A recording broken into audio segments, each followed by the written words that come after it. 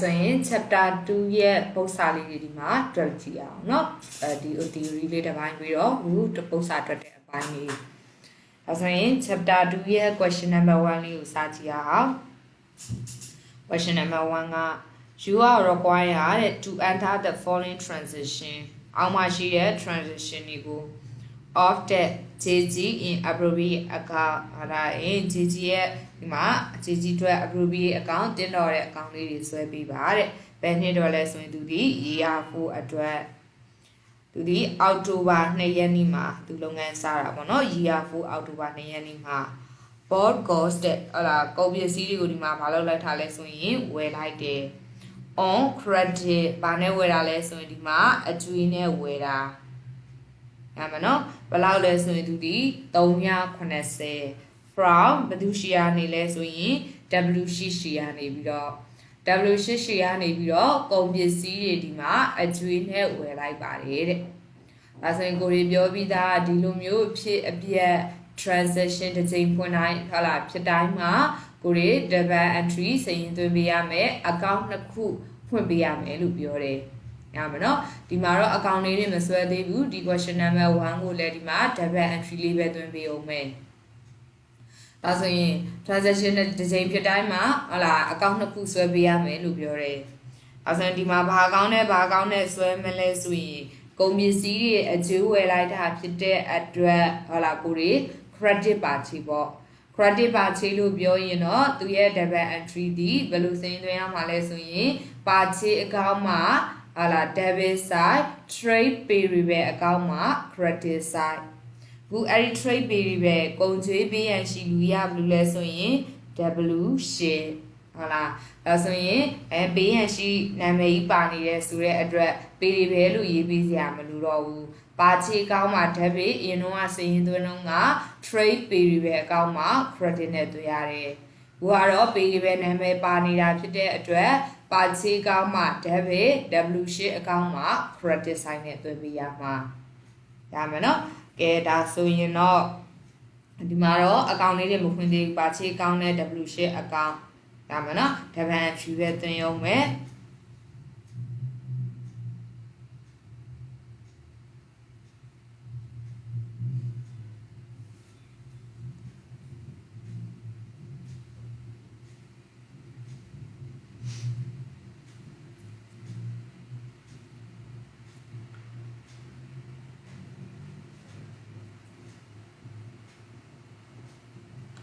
သူဒီ year 4အောက်တိုဘာ2ရက်နေ့ရမယ်နော် double entry အားကြတော့ကိုရီစရင်သွင်းရမှာဒီဗမာ debit site လဲဆိုရင်ပါချေအကောင့်မှာ debit site ဘယ်လောက်ခုလဲဆိုရင်သူဒီဝယ်လိုက်တဲ့တာမူဒီ380ပါချေကောင်းမှာ debit side W8 အကောင့်ဟုတ်လားအဲဆိုရင် W8 ပြီးမှသူရဲ့အစင်းအမျိုးအစားဒီဘာလဲဆိုရင်ဒီမှာ liability သူရှိရအကျွေးနဲ့ဝယ်လိုက်တာဖြစ်တဲ့အတွက်ကုန်ပစ္စည်းရဲ့အကျွေးပေးရတော့မှာဟုတ်လားဒါကြောင့်မလို့ trade ပြီးတွေပဲ liability credit side 380ကဲအောက်တိုဘာ2ရက်နေ့ပြီးရင်နောက်ထပ်9ရက်နေ့မှာဆိုရင်စိုးကိုတဲ့ကုန်ပစ္စည်းတွေကိုရောင်းလိုက်တယ် for cash တဲ့ဟုတ်လား cash ဘယ်လောက်နဲ့ရောင်းလိုက်တာလဲဆိုရင်ဒီမှာ96အဲဆိုကုန်ပစ္စည်းတွေကိုရောင်းတယ်လို့ပြောတဲ့အတွက်ကိုဒီ sale ပေါ့sale လို့ပြောရင်ဒီမှာသူဒီ2မျိုးရှိတာလက်ငင်းရောင်းတာရှိသလိုအကျွေးနဲ့ရောင်းတာလည်းရှိတယ်ဥပနဲ့ရောင်းလဲဆိုရင်လက်ငင်းရောင်းတာဟုတ်လားလက်ငင်းရောင်းတာဖြစ်တဲ့အတွက်ကိုဒီ double entry စရင်သွင်းလို့ရှိရင်လက်ငင်းရောင်းတော့ပတ်စံရတော့ cash or bank account မှာ debit sale account မှာ credit ဟုတ်လားဒါဆိုခုနလည်းပြောပြီးသား double entry တစ်ချိန်ဖြစ်တိုင်းမှာ account နှစ်ခုဖွင့်ရမယ်လို့ပြောတယ်ဒီမှာဆိုရင်တော့ကိုဒီဘာ account နဲ့ဖွင့်မလဲဆိုရင် sale account နဲ့ဟုတ်လားဒီမှာ cash account နဲ့ဖွင့်ပေးရမှာရမယ်နော်ကဲဒါဆိုရင် double entry စရင်သွင်းမယ်အောက်တိုဘာ9ရက်နေ့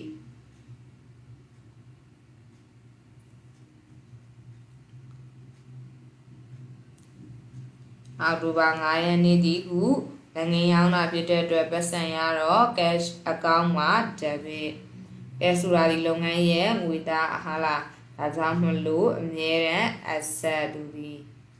ဒါကြောင့်မလို့ဘယ်လောက်လဲဆိုရင်96စေးအကောင့်မှာတော့ credit side 96အငြင်းအောင်တာဖြစ်တဲ့အတွက် cash ကောင်းမှာ debit စေးမှာ creditနောက်share နေ့မှာကြတော့ board ဝယ်လိုက်တဲ့ delivery vehicle ဟလာ delivery vehicle တွေကိုဝယ်လိုက်ပါတယ်တဲ့ for use in the business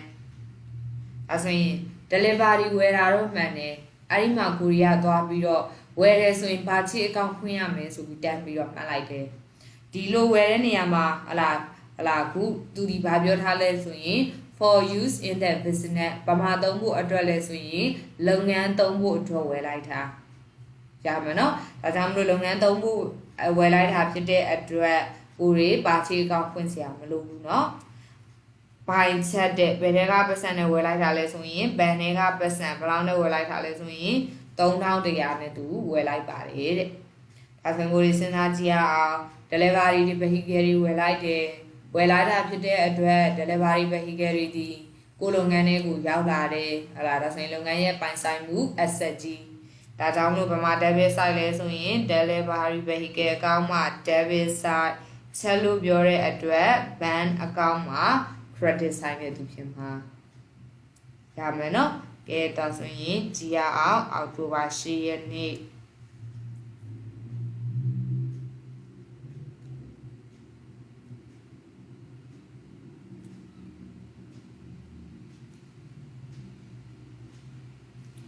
delivery vehicle အကောင့်မှာ debit side ဒါဆိုရင်စေးမျိုးစားလေးယူနော်သူရဲ့ဘေးမှာ asset ပေါ့နော်ကောင်းမှ debit side 3000နဲ့မှ3000နဲ့မှ100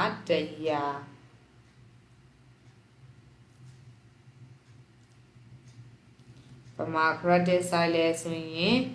bank account မှာ credit side 3100နောက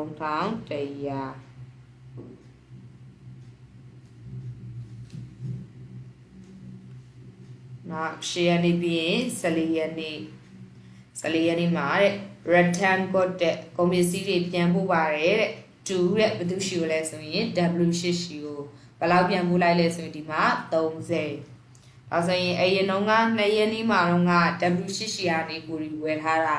အခုဝယ်ထားတဲ့ပစ္စည်းတွေကိုပြန်ပို့တာဖြစ်တဲ့အတွက်ဝယ်ထားတဲ့ပစ္စည်းတွေပြန်ပို့ရင်ဒီမှာဘာကောင်ဖွင့်ပြရမှာလဲဆိုရင် purchase return account ဟုတ်လားpurchase return account နဲ့ဒီမှာဘာ account နဲ့ဖွင့်မလဲဆိုရင် W8 account နဲ့ဖွင့်ပြရမယ်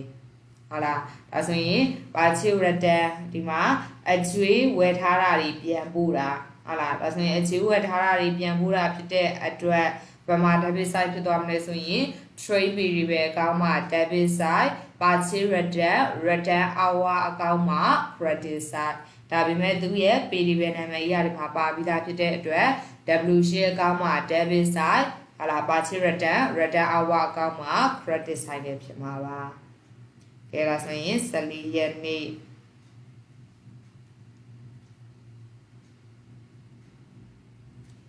အောက်တိုဘာ14ရက်နေ့ဆိုရင် W8 account W8 ဆိုတာဒီကိုလုပ်ငန်းရဲ့ liability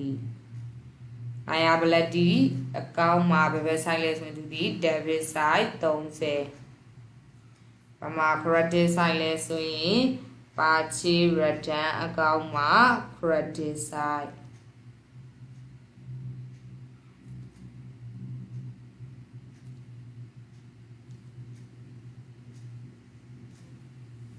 ရမယ်နော်သူဒီ W8 ဘက်ကစဉ်းစားကြည့်မယ်ဆိုရင်လဲ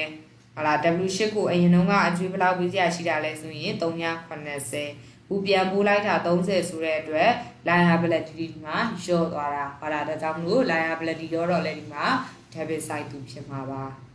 ရိုး purchase return ကစဉ်းစားကြည့်ရင်လဲဟလာသူ debit entry ကအမှန်ပါပဲ ကဲအောက်တိုဘာ14ရက်နေ့ပြီးရင်ဘယ်နှစ်နေ့ဖြစ်သွားမလဲဆိုသူ20ရက်နေ့ဟလား20ရက်နေ့မှာတော့ so got တဲ့ကုန်ပစ္စည်းတွေကိုဒီမှာရောင်းလိုက်ပါတယ်ရောင်းတဲ့နေရာမှာဘာနဲ့ရောင်းလဲဆိုရင် on credit အကျွေးနဲ့ရောင်းလိုက်တယ်ကိုလုပ်ငန်းကရောင်းတာเนาะစဉ်းစားရင်လုပ်ငန်းဘက်ကနေပဲစဉ်းစားပြရမှာဘယ်လောက်ရောင်းလိုက်လဲဆိုရင်သူဒီ490တူတဲ့ဘယ်သူရှိကိုလဲဆိုရင်ဒီမှာ BH ရှိကိုBH ရှိကိုကုန်ပစ္စည်းတွေဒီမှာအကျွေးနဲ့ရောင်းလိုက်တယ်490အဲဒါကုန်ပစ္စည်းတွေကိုအကျွေးနဲ့ရောင်းနေဆိုရင်ကိုရီးယား double entry ဒီ credit sale အကျွေးရောင်းတော့ credit sale လို့ခေါ်တယ် credit sale လို့ပြောရင်သူရဲ့ double entry ဒီ trade receivable အကောင့်မှာ debit side sale အကောင့်မှာ credit side ကို receivable ကိုလုပ်ငန်းကဘယ်သူရှိရအကျွေးရစရာရှိတာလဲဆိုရင် BH ရှိရစရာရှိတာနာမည်ပါပြီးသားဖြစ်တဲ့အတွက် BH မှာ debit sale အကောင့်မှာ credit ရမယ်နော်ဒါဆိုရင်20ရက်နေ့စာရင်းသွင်းမယ်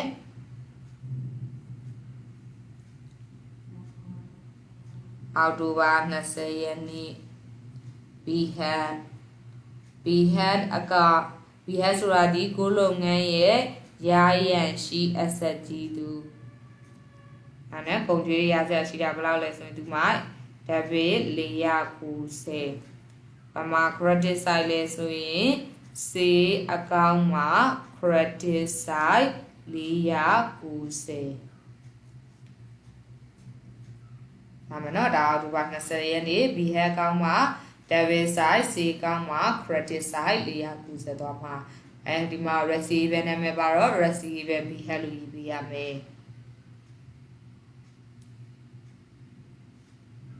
နော်20ရက်နေ့ပြီးရင်29ရက်နေ့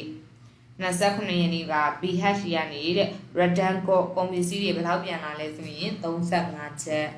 အဲဆိုရင်20ရက်နေ့မှာ BH ကိုရီးယားရောင်းလိုက်တာအဲဆိုရင်ကိုရောင်းထားတဲ့ပစ္စည်းတွေဒီလုပ်ငန်းတွေကိုဘာလုပ်လာတာလဲဆိုရင်ပြန်ပြီးတော့ဝင်လာတာဘယ်လောက်လဲဆိုရင်ဒီမှာ35ချက်ပို့ရမယ်နော်ဒါဆိုရင်ဒီမှာအကျွေးရောင်းထားတာတွေပြန်ဝင်လာတာဖြစ်တဲ့အတွက်သူရဲ့ double entry ဒီ sale return အကောင့်မှာ debit side ဘာမှာ credit side လဲဆိုရင် BH အကောင့်မှာ credit side နဲ့ကိုရီသွင်းပေးရတော့မယ်ရမယ်နော်ကဲဒါဆိုရင်29ရက်နေ့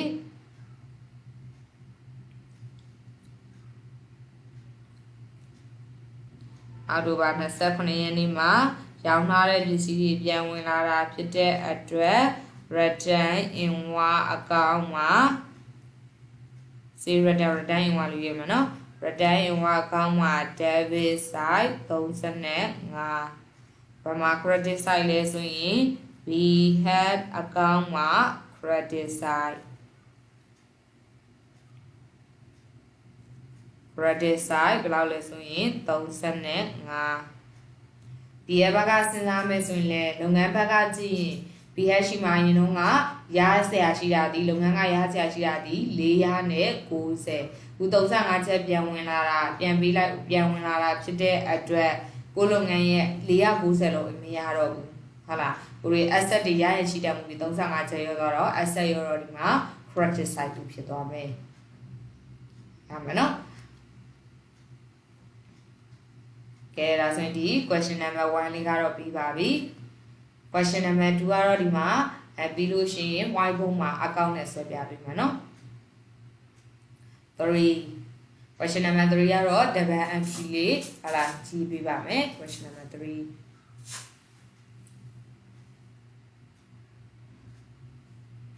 question number 3ကyou are to write at the following in the box ဟာလာဒီစိမ်းဆောက်ထဲမှာကိုအောက်မှာရှိတဲ့ဟာတွေဆွဲပြီးပါတဲ့သူရဲ့နှစ်ကကြတော့98 ဇူလိုင်1ရက်နေ့မှာတဲ့ start business တဲ့လုပ်ငန်းတစ်ခုကိုစားခဲ့တဲ့ဒီမှာ cash ဘယ်လောက်နဲ့လဲဆိုသူ9000နဲ့စားခဲ့ပါတယ်အမနော်အဲဆိုရင်ဒီလို transaction တစ်ကြိမ်ဖြစ်တိုင်းမှာကိုရီ account နှစ်ခုဖွင့်ပေးရမှာဖြစ်တဲ့အတွက်လုပ်ငန်းခုမှစားတာပိုင်ရှင်ခုမှ capital ထဲတာဖြစ်တဲ့အတွက် double entry ဒီ cash account မှာ debit side မှာ credit side လဲဆိုရင် capital account မှာ credit side ဟုတ်လားကဲဒါဆိုရင်စာရင်းသွင်းပါမယ် question number 3 question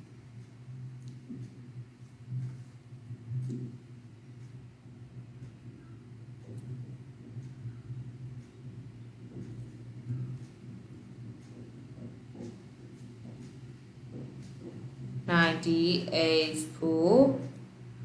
July 1 ရက်နေ့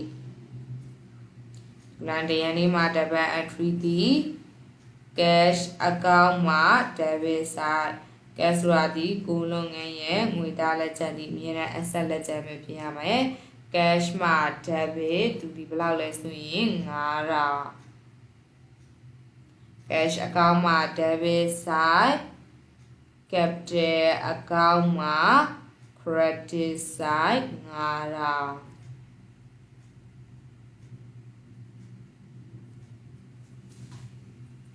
နော် July 1 ရက်နေ့ပြီးရင်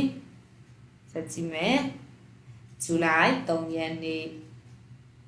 July 3 ရက်နေ့မှာ bought တဲ့ဝယ်လိုက်တယ်ဘာတွေဝယ်လိုက်ထားလဲဆိုရင်ကုန်ပစ္စည်းတွေကိုကုန်ပစ္စည်းတွေဝယ်တယ်ဆိုတဲ့အတွက်ကိုတွေ purchase လို့ခေါ်တယ်အဲ့ဒီ purchase ဝယ်တာဒီဘာနဲ့ဝယ်တာလဲဆိုရင်လက်ငင်းဝယ်တာဘယ်လောက်ကိုဝယ်လိုက်လဲဆိုရင်1000ကိုသူဝယ်လိုက်တယ်ဟုတ်လားဒါဆိုရင်ကုန်ပစ္စည်းတွေဝယ်တာဖြစ်တဲ့အတွက်ဟုတ်လားလက်ငင်းဝယ်တော့ကိုတွေ cash purchase လို့ပြောရင်သူရဲ့ double entry ဒီ purchase account မှာ debit side cash account မှာ credit side July 3 ရက်နေ့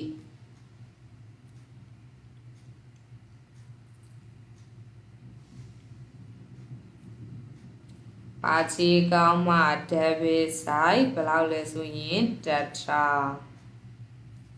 ဘာမှာ credit side လဲဆိုရင် cash account မှာ credit side လုပ်ငန်းထဲမှာရှိတဲ့ဟုတ်လားငွေသားတွေဝယ်တာဖြစ်တဲ့အတွက်ငွေသားတွေ asset တွေရောသွားတော့ credit side 1000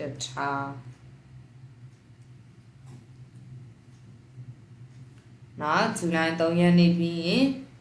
9 ရက်နေ့မှာ bought ကိုတဲ့သူလည်းကုန်ပစ္စည်းတွေဝယ်တယ်ခုတစ်ခါဘာနဲ့ဝယ်လဲဆိုရင် on credit အကျွေးနဲ့ဝယ်လိုက်တယ်ဘယ်လောက်လဲဆိုရင်သူဒီ2300 from နဲ့ဘယ်သူရှိရလေးလဲဆိုရင် G Morgan ရှိရနေ G Morgan ရှိကနေပြီးတော့ကုန်ပစ္စည်းတွေအကျွေးနဲ့2300ဘူးဝယ်လိုက်ပါတယ်တဲ့အဲဒါကုန်စည်တွေဝယ်တယ်အကျွေးနဲ့ဝယ်တာဖြစ်တဲ့အတွက်ဟာလာ credit purchase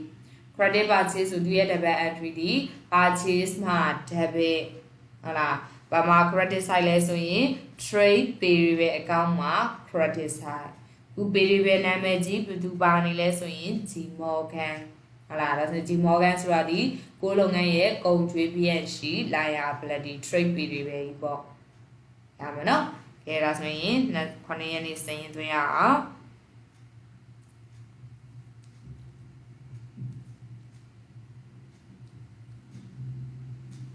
July 9 ရက်နေ့မှာဆိုရင်သူရဲ့ double entry ဒီ purchase account မှာ debit side 2300ဘာမှာ credit side လဲဆိုရင် G Morgan account အဲ့ဒါ G Morgan ဘင်းမှာသူရဲ့စရင်အမျိုးအစားဒီပါလဲဆိုရင်ဒီမှာ liability ပြည်ပဲဆိုတဲ့အတွက်ဟလာကုန်ကြွေးပြည့်ရရှိတော့liability credit side 2300စဉ်းစားရင်လုပ်ငန်းဘက်ကနေပဲအများနဲ့စဉ်းစားပြီးမယ်เนาะဒီမှာနောက် July 9 ရက်နေ့ပြီးတော့တခါတည်း live ကူလို့မြှကြရလားမသိဘူးเนาะမြန်နေတယ်ဆိုရင်လည်းတစ်ချက်ပြောပြဦးเนาะ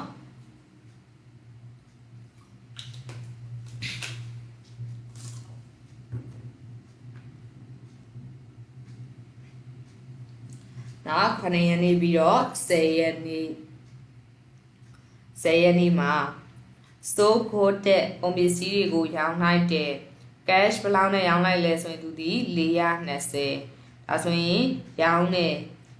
ဆိုရင်ကိုတွေ2မျိုးရှိတယ်ဈေး cash ဈေးလည်းရှိတယ် credit ဈေးလည်းရှိတယ်အခု cash လို့ပြောတဲ့အတွက်လက်ငင်းရောင်းတာလက်ငင်းရောင်းရင် double entry ဒီအတူတူတစ်ခါတည်းလိုက်ရုပ်ပေးခြင်းเนาะနိုင်ငံရောင်းရဲ့ double entry ဒီပတ်စံရတာဖြစ်တဲ့အတွက်cash account မှာ debit side sale account မှာ credit side ဆိုရင် July 10 ရက်နေ့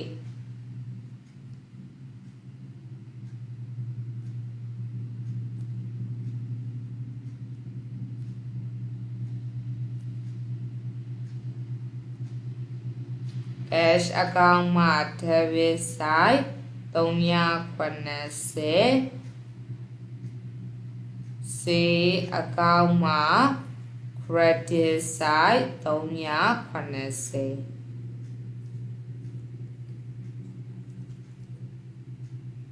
နောက်ဇူလိုင်10ရက်နေ့ပြီးရင်နောက်ထပ်14ရက်နေ့မှာ return code 2တဲ့ J Morgan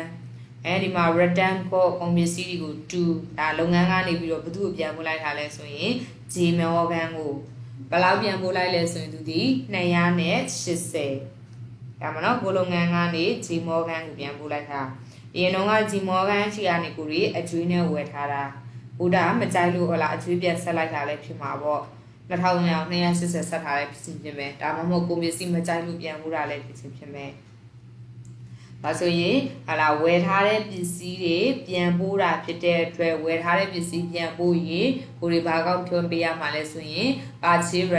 return hour အကောင့်ဟုတ်လားပမာဒါဆိုရင် purchase return hour ဆိုတဲ့အတွက် hour လုပ်ငန်းထဲမှာရှိတဲ့ကုန်စည်တွေကိုရောစေတဲ့အတွက် purchase return hour မှာ credit ပမာ debit side ဖြစ်မလဲဆိုရင် J Morgan အကောင့်မှာ debit side ဖြစ်မယ်ရမှာနော်ကဲဒါဆိုရင်14ရက်နေ့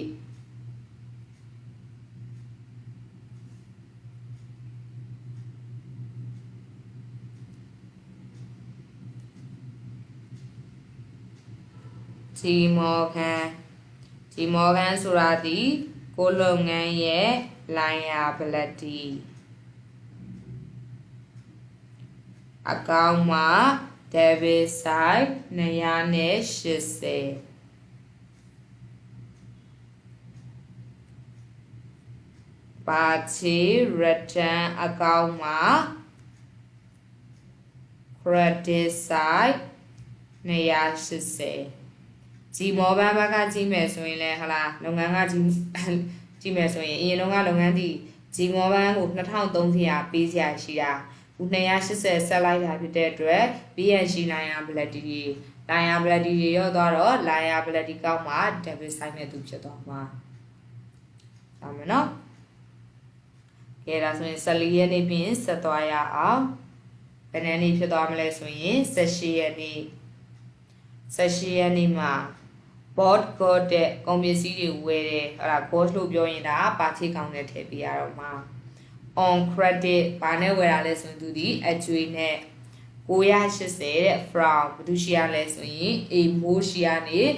ကုန်ပစ္စည်းတွေအကျွေးနဲ့980ကိုဝယ်လိုက်ပါတယ်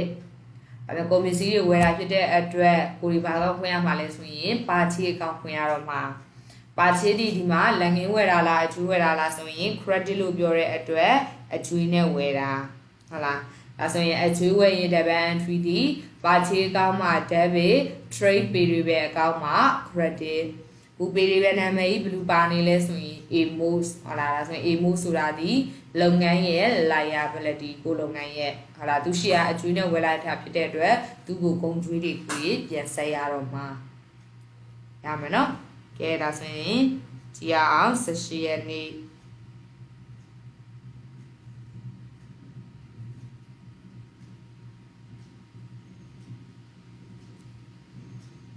ဇူလိုင်18ရက်နေ့မှာဆိုရင် debit entry ဒီပါချေအကောင့်မှာ debit side ဘယ်လောက်လဲဆိုရင်သူဒီ980ပမာတော့ credit side လဲဆိုရင် AMOS က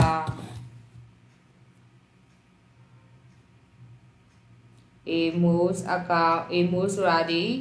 လုပ်ငန်းကသူရှိရနေအကျိုးဝယ်လိုက်တာဖြစ်တဲ့အတွက်ကိုလုပ်ငန်းရဲ့ liability ကြီးဟလာ credit side 980ကဲဒါဆိုရင် session နေပြီးပြီဆိုရင်နောက်ထပ်21ရက်နေ့မှာ return code တဲ့ကုန်ပစ္စည်းတွေပြန်ပို့တယ်2လုပ်ငန်းကနေဘယ်သူ့ကိုပြန်ပို့လဲဆိုရင် AMO ရှိကိုဘယ်လောက်ပြန်ပို့လိုက်လဲဆိုရင်သူဒီ190ပြန်ပို့လိုက်တယ်ဒါပဲเนาะကဲဒါဆိုရင် AMO ရှိရနေခုနကုန်ပစ္စည်းတွေ session နေရတော့ဝယ်ခဲ့တာ 21ရက်နေ့ကပြန်ပို့လိုက်တာဖြစ်တဲ့အတွက်ဝယ်ထားတဲ့ပစ္စည်းတွေပြန်ပို့တာဖြစ်တဲ့အတွက် party return အကောင့်ဖွင့်ပြရတော့မယ်ဟုတ်လားဒါဆိုရင် party return အကောင့်နဲ့ဘာအကောင့်နဲ့ဖွင့်မလဲဆိုရင် amos အကောင့်နဲ့ဖွင့်မယ်ဟုတ်လားဒါဆိုရင် double entry ဒီဘယ်လိုဖြစ်သွားမလဲဆိုရင်လက်ငင်းအကျွေးရောင်းထားတာတွေပြန်ပို့တာဖြစ်တဲ့အတွက် party return ဟုတ်လား return hour အကောင့်မှာတော့ credit side ပဲဒီမှာ debit side လဲဆိုရင် amos အကောင့်မှာ debit side ဒါမှနော်အမောင်ကကြတော့190ဇူလိုင်18ရက်နေ့ပြီးတော့ဇူလိုင်21ရက်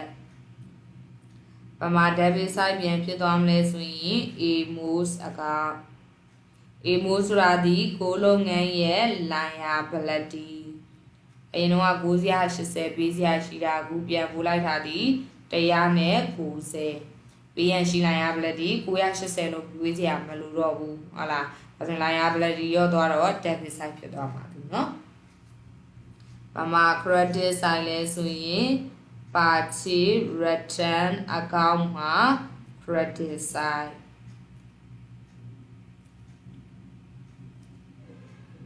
190ဒါမယ်နော်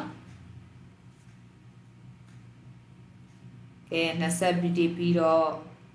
နောက်ဘယ်နေ့ဖြစ်သွားမလဲဆိုရင်24ရက်နေ့မှာစိုးကိုတဲ့ကုန်ပစ္စည်းတွေကိုရောင်းလိုက်တယ်2ဘသူရှိကိုရောင်းလိုက်တာလဲဆိုရင် K9 ရှိကိုဘိုးလုပ်ငန်းကရောင်းလိုက်တာဘယ်လောက်ကိုရောင်းလိုက်လဲဆိုရင်950 on credit လို့ပြောတဲ့အတွက်သူဒီအကျွေးနဲ့ K9 ကို950လုပ်ငန်းကရောင်းလိုက်ပါတယ်တဲ့အဲဆိုရင်ရောင်းတာဖြစ်တဲ့အတွက်ရောင်းတာဒီဘာနဲ့ရောင်းတာလဲဆိုရင်အကျွေးရောင်းတာဖြစ်တဲ့အတွက်ကိုရီဒီ credit sale လို့ခေါ်တယ်ဟုတ်လားအဲဆိုရင် credit sale ဆိုရင်သူရဲ့ debit entry ဒီ trade receivable အကောင့်မှာ debit side ဟုတ်လားဒီမှာ sale အကောင့်မှာ credit side ခု receivable နာမည်ဘယ်လိုပါနေတယ်လဲဆိုရင် K9 ဟုတ်လားဒါကြောင့်လို့ debit entry ဒီ K9 မှာ debit sale မှာ credit နဲ့ဖြစ်မှာပါအဲဒါဆိုရင်ကြည့်မယ်21ပြီးတော့24ပမာ debit side လဲဆိုရင် K9 account အဲဆိုရင်လုပ်ငန်းဘက်ကဟာလာကိုရီစဉ်းစားမယ်ဆိုရင် K9 ကိုလုပ်ငန်းကအကျွေးနဲ့ရောင်းလိုက်တာအဲဆိုရင် K9 ဆိုတာလုပ်ငန်းရဲ့ရာရန်ရှိ asset ကြီးဟုတ်လားဒါကြောင့်မလို့ K9 account မှာ asset ဖြစ်တဲ့အတွက်ဟုတ်လား debit side သူရှိရစရာရှိတာကိုဘယ်လောက်လဲဆိုရင် K9 မှာ950 K9 မှာ debit C account မှာ credit ဒါ credit စေရဲ့ debit entry เนาะဒီမှာ receivable နေရာလေးမှာနာမည်လေးပါနေတော့သူနာမည်လေးထည့်လိုက်တာပဲရှိတယ်အဲဒါကြောင့်မလို့ share debit entry လေးမှတ်မိနေမှာရပါเนาะနော်24ပြီးတော့ဘယ်နေ့ဖြစ်သွားမလဲဆိုရင်ဒီဘက်ချမ်းမှာကြံသေးတယ်နော်25ရက်နေ့မှာပိတ်ပြီးတယ်တဲ့ J Morgan ကဟုတ်လား J Morgan account ပိုင် cash တဲ့ဘယ်လောက်လဲဆိုရင်သူဒီ880ပေးတယ်ဆိုရဲကဟုတ်လားကိုလုပ်ငန်းကနေပေးလိုက်တာဟုတ်လားဘယ်ကပတ်စံကိုပေးလိုက်တာလဲဆိုရင် cash တဲ့ကပတ်စံ880ကိုပေးတာပိတ်ပါပြီဆိုတာနဲ့အဲ့ဒါလုပ်ငန်းကပေးတာเนาะ receipt ဆိုတာနဲ့လုပ်ငန်းကရတာเนาะခုလုပ်ငန်းကပေးလိုက်တာ cash ဘယ်လောက်ပေးလိုက်တယ်လဲဆိုရင်880အဲဆိုရင်လုပ်ငန်းကနေငွေသားတွေပေးလိုက်တာဖြစ်တဲ့အတွက်အဲ့ဒါပတ်စံတွေရော့သွားမှာပတ်စံတွေထွက်သွားမှာဖြစ်တဲ့အတွက် cash မှာပဲ site ဖြစ်သွားမလဲဆိုရင် credit J Morgan account မှာ debit side ဖြစ်သွားမယ်အဲ့ဒါဆိုရင်ကြည့်ရအောင် debit entry လေးရေးမယ်ဇူလိုင်25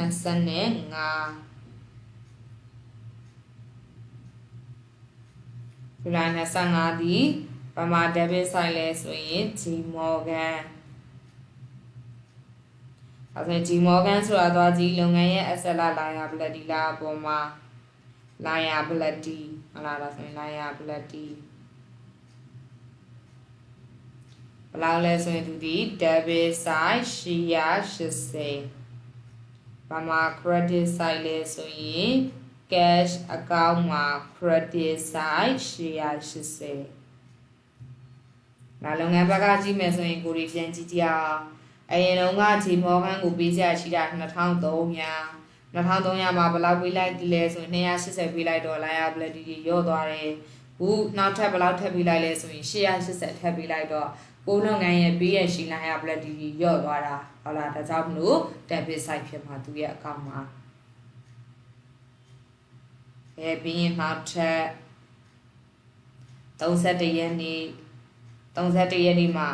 K9 ကတဲ့ပိတ်ပြီးတဲ့ S ဆိုတဲ့အတွက်ကိုလုပ်ငန်းကိုပေါ့နော် his account နဲ့သူရဲ့ account နဲ့က cash ဘယ်လောက်ကိုပြီးလဲဆိုရင်950ကိုပြီးပါလေတဲ့ဟုတ်လား K9 ကပြီးတာနော်အရင်တုန်းက K9 ကို24ရက်နေ့မှာကိုတွေကအကျွေးသူရှိကို950ဘူးသူ့ကိုရောင်းထားတာဟုတ်လားအဲဆိုလုပ်ငန်းကရောင်းတာကိုလုပ်ငန်းကနေသူ့ကို950အကျွေးရောင်းလိုက်တာသူ950သူအကျွေးလာဆက်တာပေါ့pay as လို့ပြောတာ pay ဆိုတာပေးတာဒီမှာတော့ဘယ်သူကပေးတာလဲဆိုရင်ရှေ့မှာနာမည်ပါပြီးတာ K9 ကပေးတာ S ဆိုတဲ့အတွက်ကိုရီရဲ့လုပ်ငန်းကိုပြောတာဟုတ်လားဒါကြောင့်မလို့ကိုလုပ်ငန်းကိုသူက K9 ကပေးတဲ့အတွက်ကိုလုပ်ငန်းထဲမှာပတ်စံတွေရလာမှာဟုတ်လားဒါကြောင့်မလို့ cash account မှာဘယ် side ဖြစ်သွားမလဲဆိုရင် debit side K9 account မှာ credit side နဲ့ဖြစ်သွားမှာကဲဒါဆိုရင်31ရက်နေ့